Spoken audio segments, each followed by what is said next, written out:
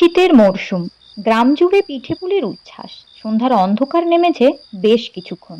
বাঁশবন আর ফাঁকা মাঠে ঘেরা বাড়িটার রান্নাঘর থেকে ধোঁয়া উঠছে চুলোর আগুনে।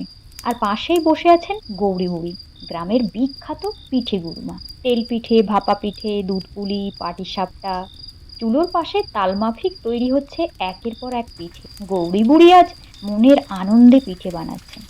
বছরকার এই কটা দিন সে অনেক যত্ন নিয়ে পিঠে বানায়। টিনের কৌটোয় নানান পিঠে ভরে নিয়ে তার রুগ্ন স্বামীটা প্রতিদিন খুব ভোরে ট্রেনে চেপে শহরে যায়।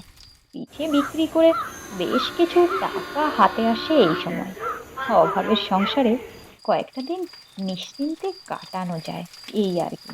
পিঠে বানাতে বানাতে হঠাৎ সে খেয়াল করলো থালায় রাখা পিঠেগুলো একেবারে কমে যাচ্ছে। প্রথমে ভাবলো হয়তো ভুল দেখছি, বুড়ো বয়স। কিন্তু না, আগুনের আলোয় স্পষ্ট দেখা গেল পিঠেটা কেমন যেন হাওয়ায় ভাসছে। কেউ যেন অদৃশ্য হাত দিয়ে তুলে নিচ্ছে। গৌরী বুড়ি ভয়ে ভয়ে বলে উঠল, কে কে কে রে? কে পিঠে চুরি করছিস? কোনো সাড়া নেই, শুধু ঠান্ডা হাওয়া বইছে। চুলোর আগুনটাও যেন কেঁপে উঠল বার কয়েক। গৌরী বুড়ি না জানি কেন শিউরে উঠল। মাটির হাড়ির পাশে হালকা কুয়াশার স্তর জমছে। কিছু সময় পর সে শুনতে পেল একটা ক্ষীণ কোমল শিশুর মতো আওয়াজ। মা গো, আমি খুব খিদে পেয়েছে। কণ্ঠটা খুব পরিচিত, ঠিক যেন ওর খোকনের গলার আওয়াজ। নিজের কানকেই বিশ্বাস করতে পারছে না। এত বছর পরে খোকন কোথা থেকে আসবে? সে তো কবেই মায়ের কোল খালি করে আকাশের তারা হয়ে গেছে। গৌরী বুড়ি কয়েক মুহূর্তের জন্য ডুবে গিয়েছিল পুরনো দিনের স্মৃতিতে। চোখ মুছে তাকাতেই দেখতে পেল সেই ঘন কুয়াশার ভিতরে একটা ছোট্ট ছেলে বসে আছে, ঠিক ওর খোকার বয়সী। মায়া মাখা দুটো চোখ, মিষ্টি হাসি, কিন্তু দেহটা আধা স্বচ্ছ। গৌরী বুড়ি বুঝলো এ তো জীবিত নয়। সেই বাচ্চা ভূতটা কাপা গলায় বলতে শুরু করলো, আমি পিঠে খেতে খুব ভালোবাসতাম। সেদিন ছিল পিঠে পুলির উৎসব। সবার বাড়িতে পিঠে তৈরি হচ্ছে।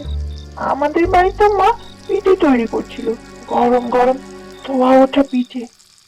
কিন্তু খেলতে খেলতে কখন যে পাশের পুকুরটায় পড়ে গেলাম, আর পিঠে খাওয়া হলো না আমার। সেই বাচ্চা ভূতটা থামতেই চারিদিকে নিঃশব্দতা ঘিরে ধরলো। ঝিঁঝি পোকারাও যেন চুপ করে গেছে ওর কষ্টের কাহিনী শুনে। গৌরী বুড়িরও চোখে জল। কিছুক্ষণ থেমে বাচ্চা ভূতটা আবার বলতে শুরু করলো, তোমাদের বাড়ির পাশের বাঁশ গাছে বসে দোল খাচ্ছিলাম। হঠাৎ পিঠের গন্ধ নাকে আসতে আর লোভ সামলাতে পারিনি, তাই চলে এলাম। আমাকে কিছু পিঠে খেতে দেবে? নে বাবা, খা। আজকে সব পিঠে তোর জন্য। এই বলে পিঠে এগিয়ে দিল ভূতটার দিকে। ছোট্ট ভূতটা আনন্দে পিঠে খেতে শুরু করলো। গৌরী বুড়ি তাকিয়ে দেখলো বাচ্চা ভূতটার চোখে মুখে সেই চির চেনা আনন্দ, ঠিক যেন বহুদিন পর তার নিজের খোকন আবার ঘরে ফিরে এসেছে।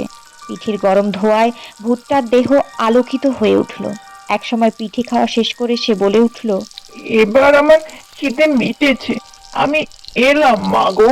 আস্তে আস্তে সে কুয়াশার মতো মিলিয়ে গেল উঠোনের উপর। শুধু থালায় রয়ে গেল একটা পিঠে, যেন সে তার এই গৌরী মায়ের জন্য পিঠেটা রেখে গেছে ভালোবেসে। গৌরী বুড়ির মনে আজ আর কোনো দুঃখ নেই, দু চোখে প্রশান্তি লেগে আছে। না হয় এবার নাই বা হাতে এলো কয়টা টাকা, তবু একটা অতৃপ্ত অভাগা আত্মাকে সে মায়ের স্নেহ মমতায় খাওয়াতে পেরেছে। এটাই বা কম কিসের?